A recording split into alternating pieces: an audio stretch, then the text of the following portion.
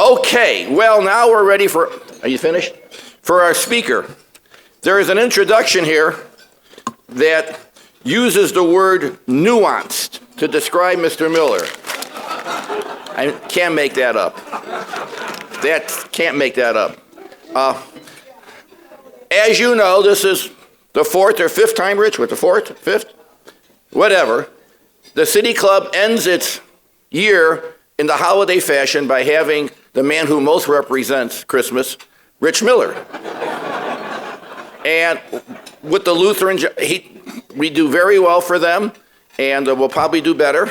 But he's come up here.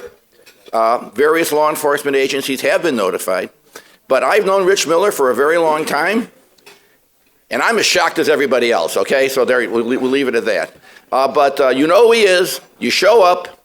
By the way, for those of you who weren't here, this is the very room where you had your, what was that testimonial? 50th birthday party, which, by the way, all tapes have been burned. Especially Saviano's, that's right.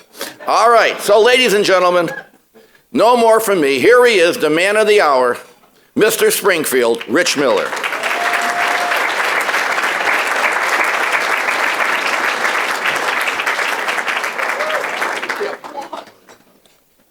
Thank you for that bizarre introduction.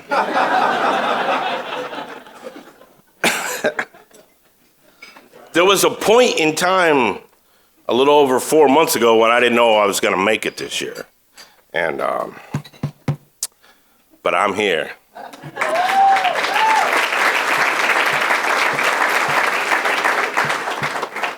And I'm happy about it. Before we go any further, I want to single out Becky Carroll, who brought 45 toys for Lutheran Social Services of Illinois. So let's give her a big hand. Stand up.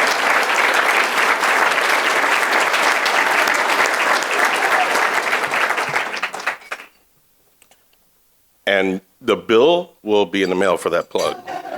I would also like to thank everybody who bought a table, including Resolute Consulting, which I hope Mike Madigan doesn't ever find out about. Some of you will know what that joke means. He certainly will. All right, so let's just move on to the meat of this thing, all right? I want to point out 4 things to you. The fiscal year 15 budget fix, the unemployment insurance reform bill, the child care funding fix, and the non-GRF appropriations bill. So when you constantly read that people aren't being reasonable in Springfield and they can't get anything done, these 4 things prove that they can get something done. The problem isn't that the problems are insurmountable. The problems are, unfixable. The problem is that all 4 of these things were done without being directly tied to the turnaround agenda. That's the big difference. That's the only difference. The turnaround agenda, which, if you don't know what that is, what the hell are you doing here? This is not some DC thing.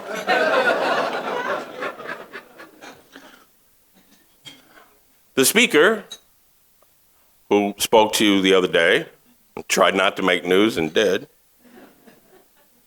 calls the turnaround agenda extreme. And elements certainly seem to be. Maybe they're not extreme for Idaho, but they're fairly extreme for a state with Democratic supermajorities in the House and the Senate. They seem, at times, to even be specifically designed to prevent any real progress. Because if you think that Madigan is going to pass I don't know, term limits?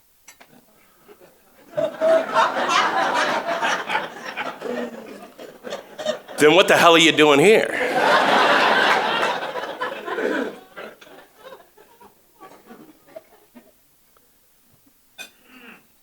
But overall, in the grand scheme of things, and I've said this and written it many times this year, the governor isn't wrong.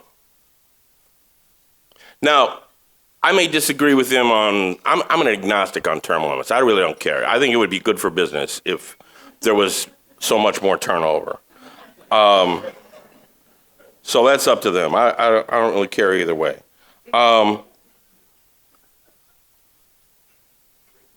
The business stuff is what I'm talking about, okay? Again, there are some very extreme ideas for Illinois in this turnaround agenda relating to business. Some of his workers' comp proposals, some of his other stuff. But, like I said, he's not wrong. Now, most of the people in this room are doing pretty well. Some people in this room are doing really well. Me. Thank you, Governor Rauner. I thought Rod was good for business.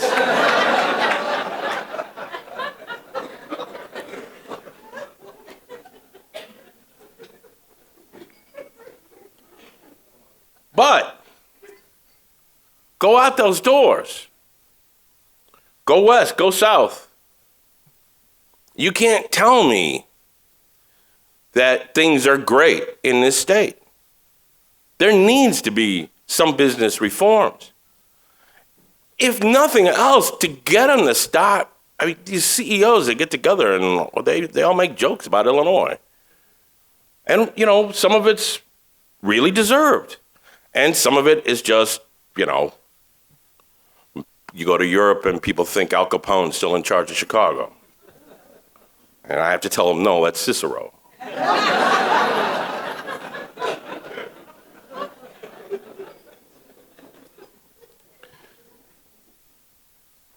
So what we got here is a situation where both sides are waiting for the other side to surrender.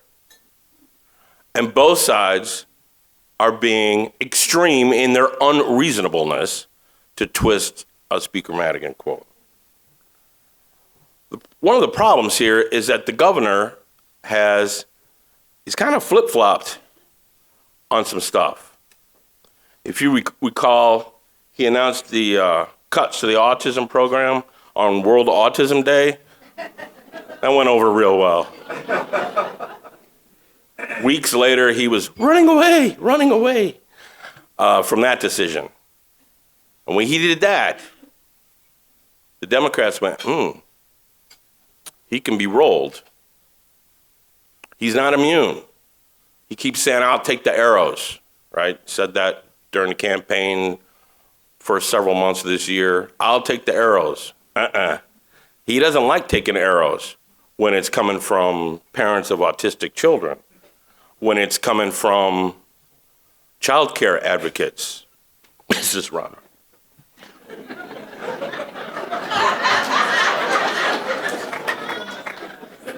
Some people want her to resign. I'm like, are you kidding?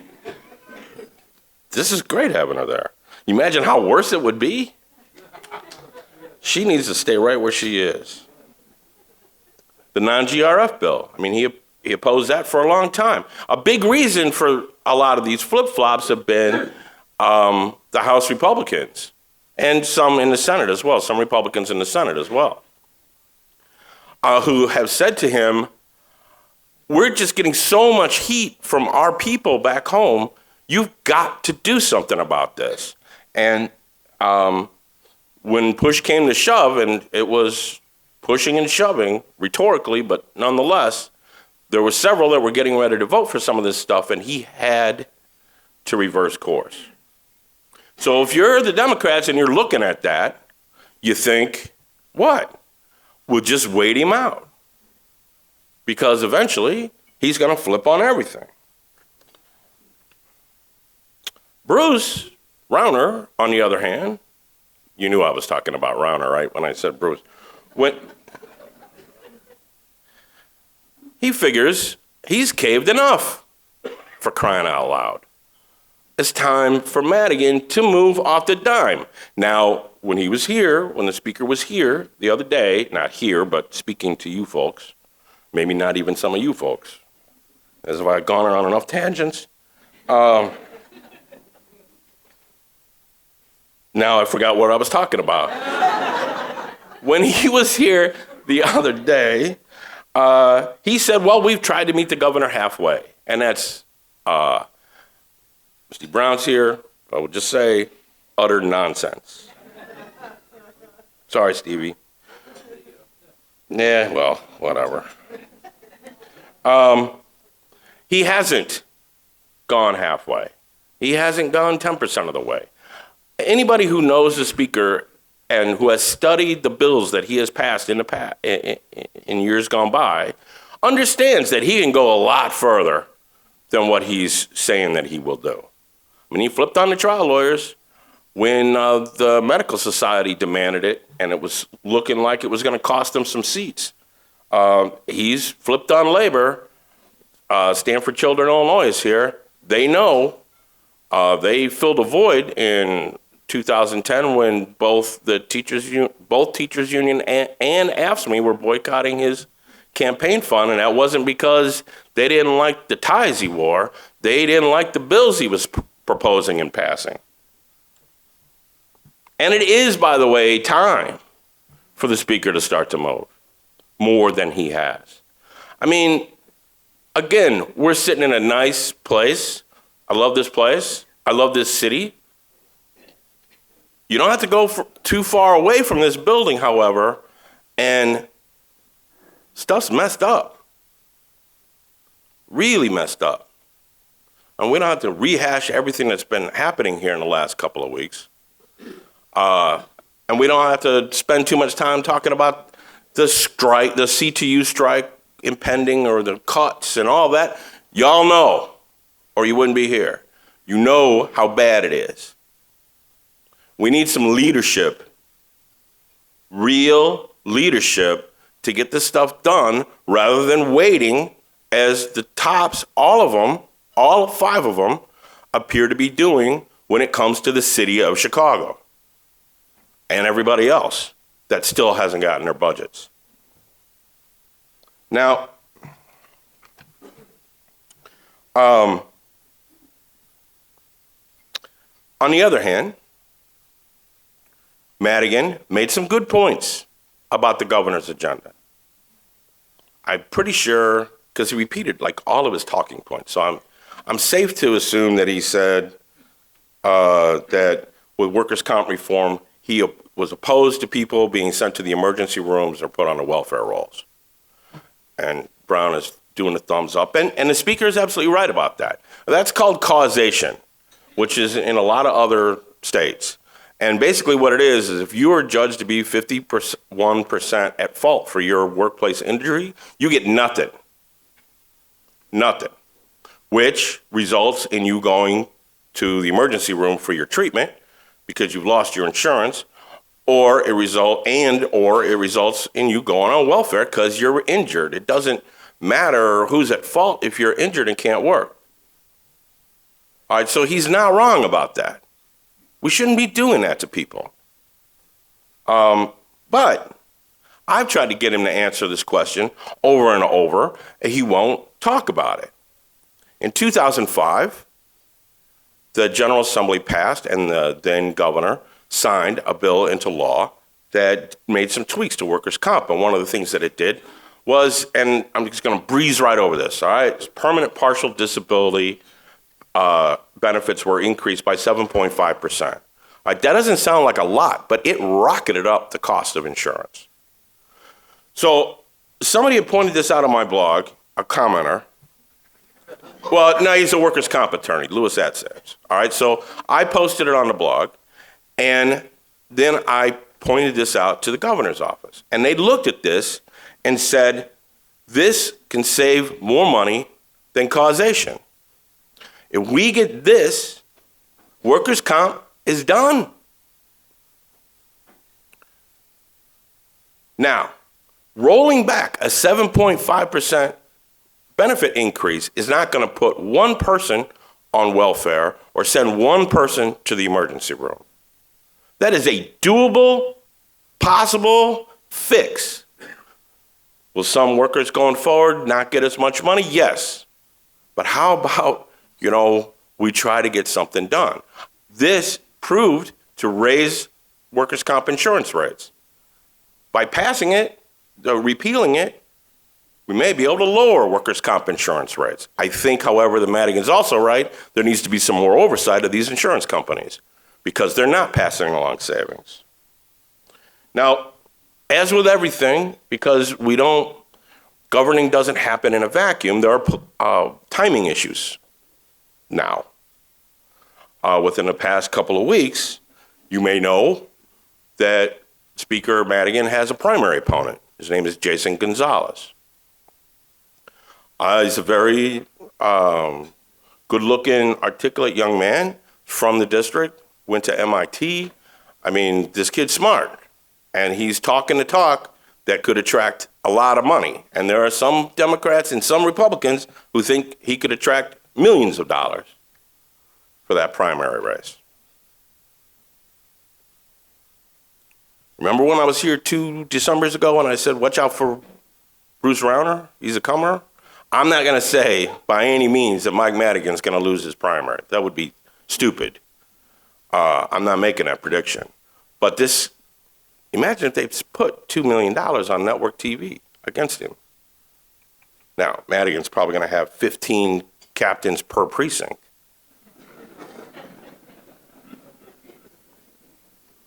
And that's before the second shift comes in.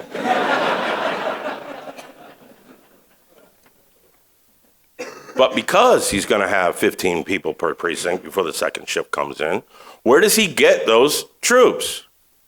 Well, he's got people on payrolls all over the place, right? But he also gets them from organized labor, and he also gets most of his money from organized labor.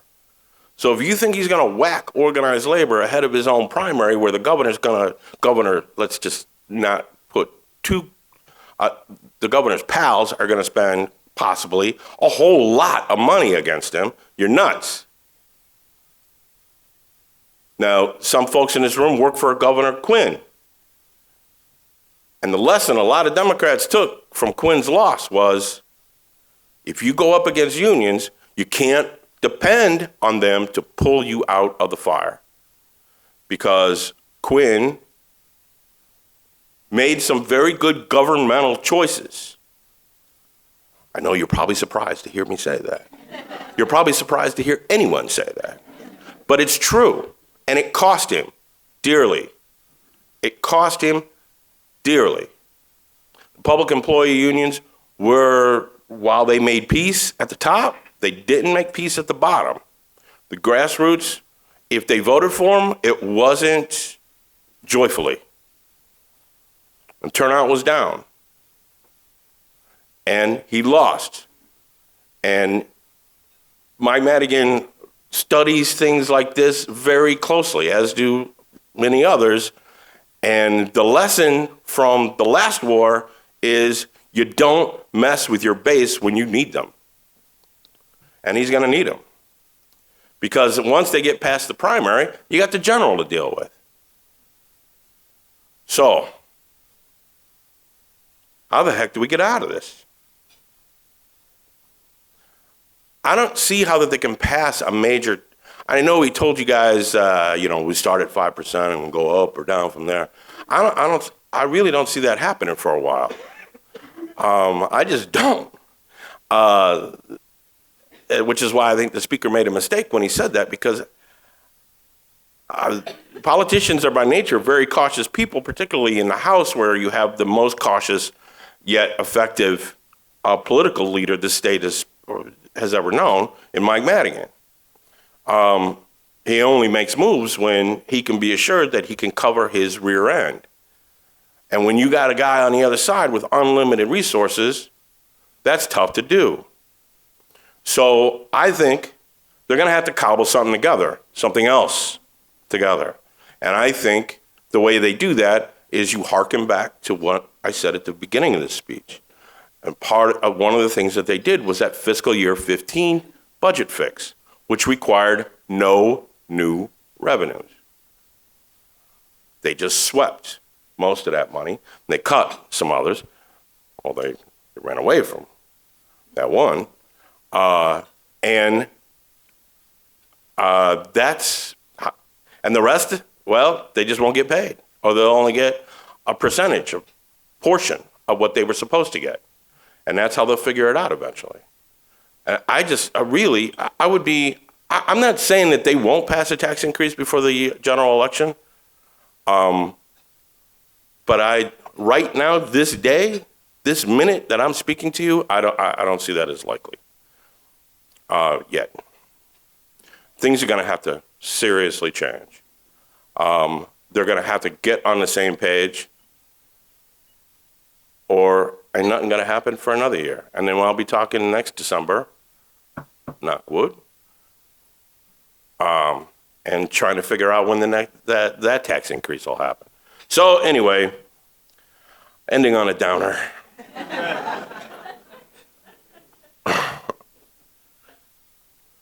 What we're going to do is I'm going to take some questions, Mr. Green.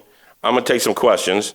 But while I'm taking questions, the folks from Lutheran Social Services of Illinois are going to be going from table to table.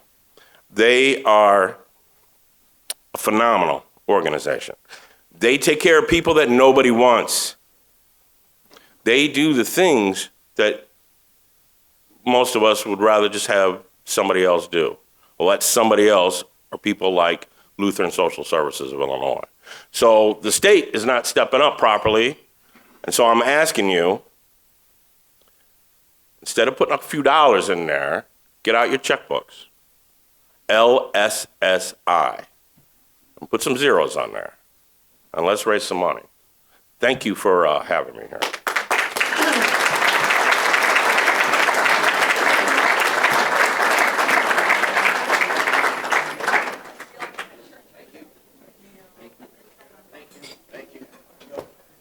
Every time Miller comes here, he pulls us at the end to show the softer side. Really, really, really tarnishes your image, sir. Yes, it does. By the way, the analogy he was trying to make about the budget was when the Titanic hit the iceberg, there was a big debate about how many lifeboats they should have. And they decided it was too controversial who would go in first, so they didn't use any. So the ship sunk. Right now we've hit the iceberg and we're sinking, but we're fighting over the lifeboats. This is my speech. Let's get Madness. to the question. Utter madness. And all the legislators here are mad. Hey, by the way, I forgot to mention something. Alderman Brian Hopkins is here. That's a second mention. Brian and I were college roommates many years ago. We got mutual assured destruction on each other. Brian had a tough runoff. Let me tell you, that could have switched it. Run around, Ed. All right, here we go. And one of the shortest questions we've ever had at the City Club. Does that just say Ken Duncan? Yes, Jill Zwick. The question is, Ken Duncan. Come on, Miller, stop with the soft soap. Some hard stuff here. Thank you, Ms. Zwick. I haven't circled back on the Ken Duncan thing for a while. Mr. Brown, is it still under review? He shook his head yes. If you're a subscriber, you know that Duncan turned in his petitions with the other House Democrats for review by the campaign legal staff, who then filed those petitions for him in Springfield. Not all is as it seems. His big problem is more with his caucus than it is with the speaker. That's not to say he doesn't have any problems with the speaker. He does.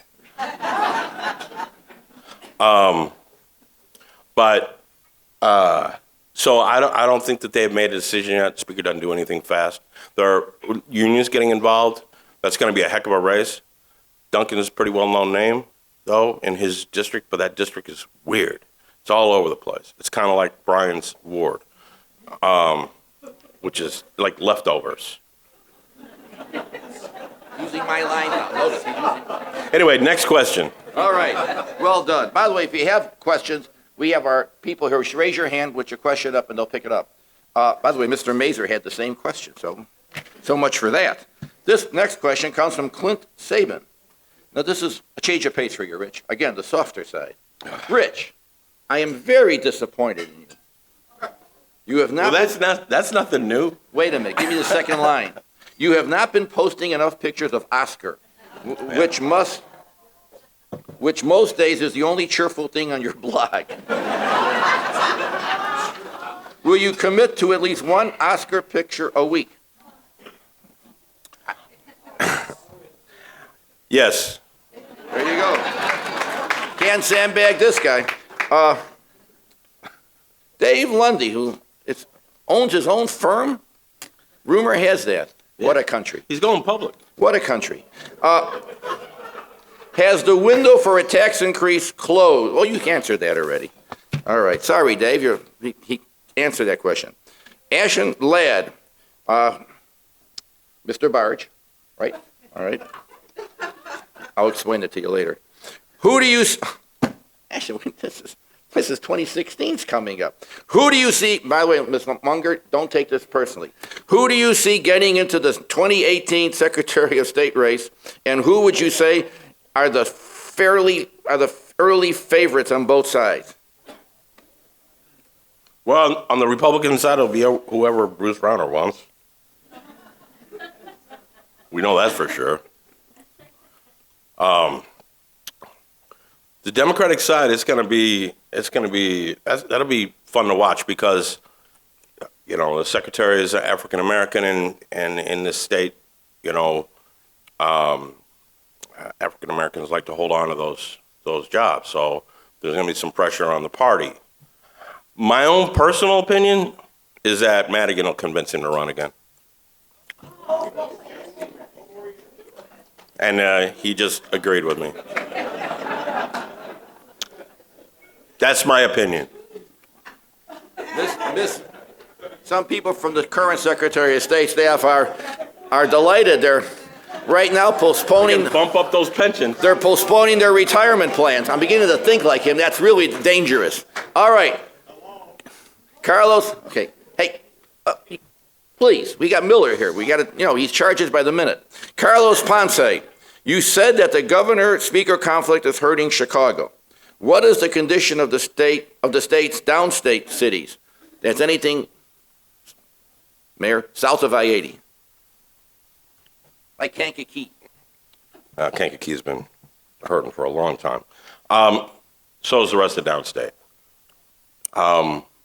Downstate has just been on a slow decline for decades.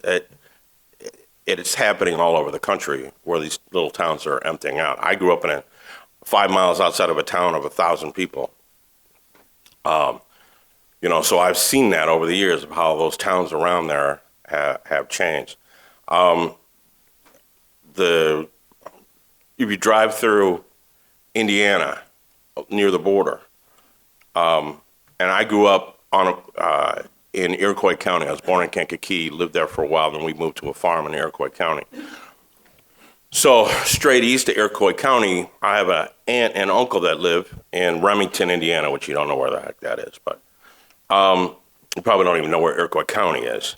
But you see a lot of factories springing up, really new within the last 5-10 years, some even newer than that, factories springing up in these small towns.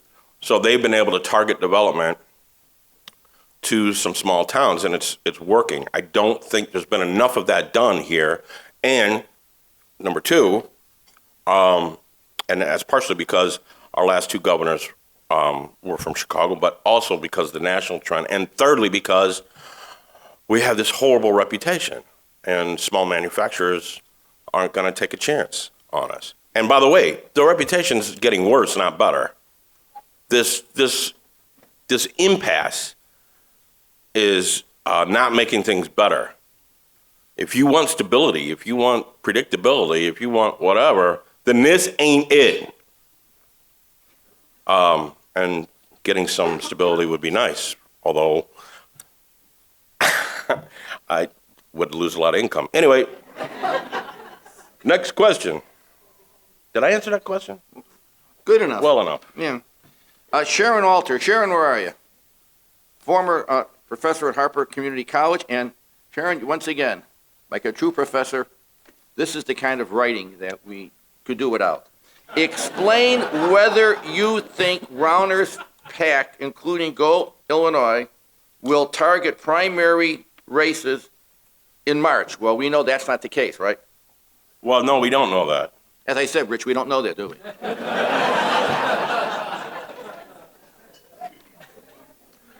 Next question. No, I think they will. I think they will. Their PAC that they have is a independent expenditure PAC. All right, so they'll be spending money on behalf of candidates, and I do think we'll probably see some of that. I think there's a candidate in here now who may end up seeing some of that money spent on her behalf. The one who stood up and introduced herself. And not Fox either. She ain't no Illinois Go type. So yeah, I think that. I think there's a question of what they do in the speaker's primary as well. I don't know. They won't talk about it. They won't talk about it. We'll let you know. That's pretty much their standard. They don't even go as far as Brown and say whether it's under review or not. We'll let you know. But I do think that'll happen, and we'll see some of it. Second part of the question. And or will they spend it in targeted races in November? That could happen too. In defense of some people. But Illinois, I see that happening less. This is a Chicago group. So far they've spent, the money that they've spent has been on Chicago or people next to Chicago districts. Some of those suburban races, yeah, there could be general elections, but there ain't going to be any general elections of consequence in the city. This is a Chicago group. Remember that. We have two more questions. One from Mr. Hopkins, a very simple one. Can he have his Pink Floyd CDs back? Now we're getting some serious questions. Yeah, I got them stored with my weed. Actually, it was your weed, Hopkins.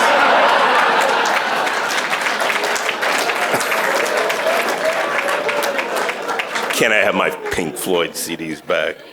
So when he worked for John Daly, this isn't a roast. well, I know, but this is a funny story. When he worked for John Daly, he didn't want John Daly finding out that we were pals, right? That we were good friends going back to college. So whenever I called him, I had a code name that I would tell his secretary, Durward. Because Durward Long was our university president when we went to school together. I don't know. It's funny to us. Little. You thought this was going to be informative. All right. Last question. Robert Foley from Seraphin and Associates. Is Mr. Seraphin here himself? Yes. Where is he? Raise his hand. He left. He had to go get a haircut. No, Remember, I knew him when he had dark hair. Here we go. Robert Foley, where are you? You stayed. Good for you. Miller, no hedging. By the way, if this was a fill-in-the-blanks exam, you'd flunk. I'd fillet? You'd flunk. Every answer is essay. Be specific. Sounds pretty good, doesn't it? Get to the question. Can Rauner and his money be beaten in 2018? And if so, by whom? That's the way to end it. High level. Get those cameras rolling so we can't deny it later. Anybody can be beat. Anybody can be beat. People have been outspent and won many, many times in this country. So yeah, he can be beaten, to answer that. But you can't beat somebody with nobody. So who do you run as a Democrat? In my opinion, if Hillary Clinton wins the presidency, her first midterm is going to be horrible for Democrats. And so that's going to keep some people out of the race who might otherwise get into the race. No, that's not a disrespect to the secretary. I think, it's just look at her husband's midterms. Look at Obama's midterms, right? Oh, man, rough on the Democrats. I think we could see Pat Quinn running again. And he might win a primary. So there you have it. More bad news.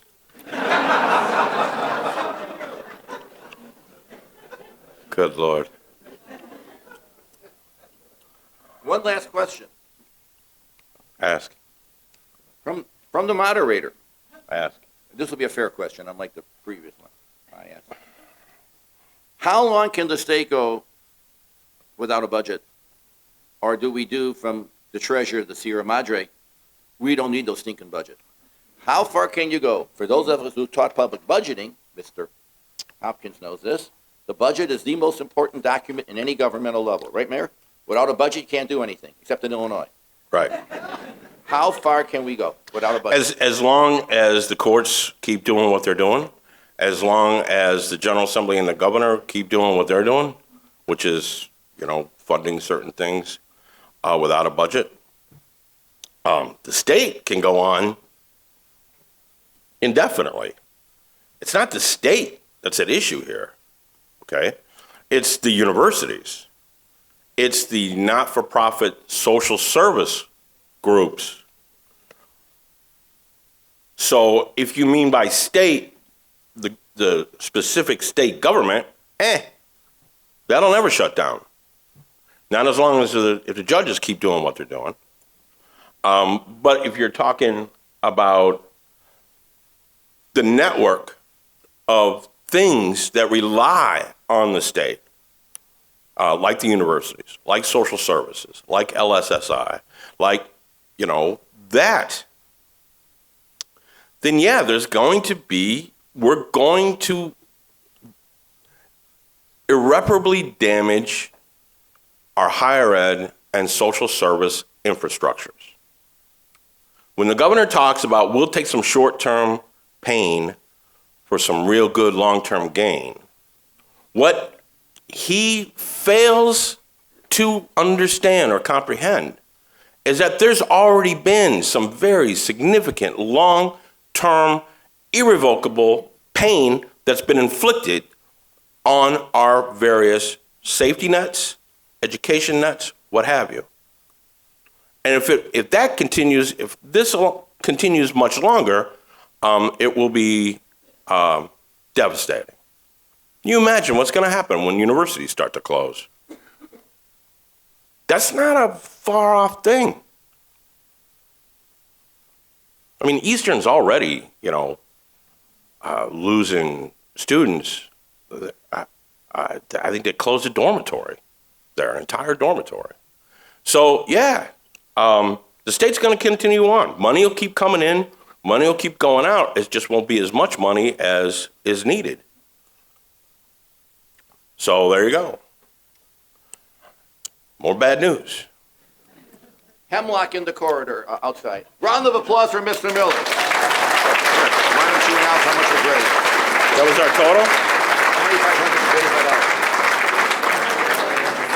$2,535. And I want to thank you because the total raised today was $2,545. Thank you. Thank you.